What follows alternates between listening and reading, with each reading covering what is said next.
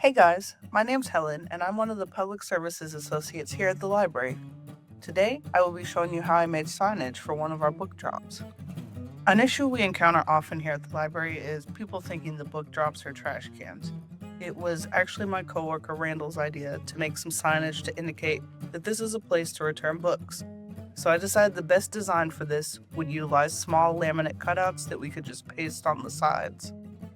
The first step in making this was to measure out the front, top, and sides of the book drop and do some thumbnail sketches. You should always do a thumbnail before you do a larger drawing so that you're not going in clueless. Once I have those measurements down, I sketch within the dimensions I've set for myself using a pencil.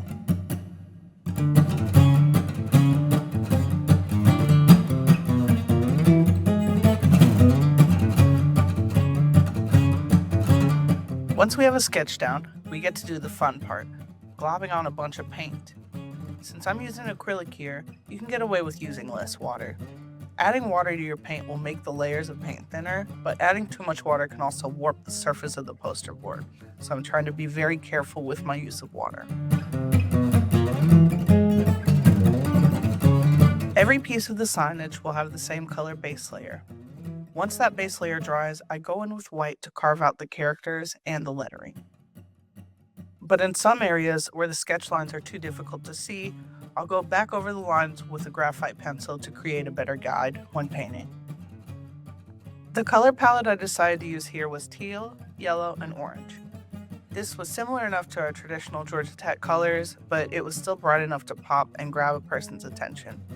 Plus, I love the contrast of orange and teal. I think it's such a beautiful color palette, and the orange is going to help create some dimension in these yellow shapes. It adds a golden hue to the yellow. Once I have all my paint layers down, I go in with a large marker to do the line work. You can see here I make some dotted lines to know where to cut each piece. I'm going to be using a number of large and small markers, especially for more delicate areas like the cursive lettering. Then all I have to do is add some highlights and final touches of paint.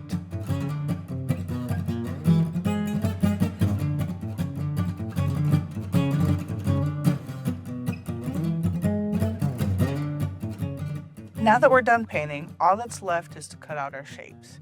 These shapes will then be laminated.